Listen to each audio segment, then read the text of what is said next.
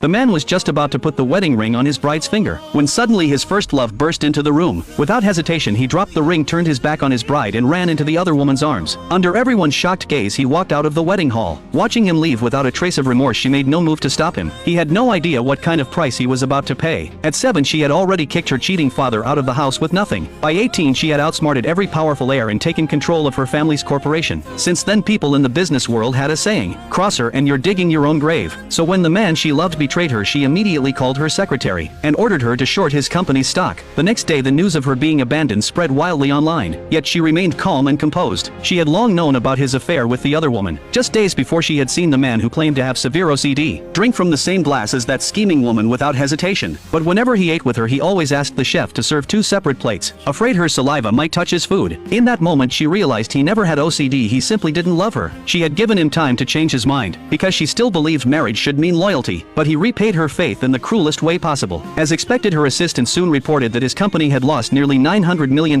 in value. His family was now in a complete panic. Then she handed her assistant a flash drive and told her to upload a video. It would expose his true colors for everyone to see. His parents could no longer sit still and rushed to find her. She calmly invited them to sit down. His mother still acted superior, ordering her to lift the sanctions immediately, and even mocked her, saying no one would ever marry her after being jilted. Facing such arrogance, she threw a cup of hot water in their direction, coldly telling them to face reality.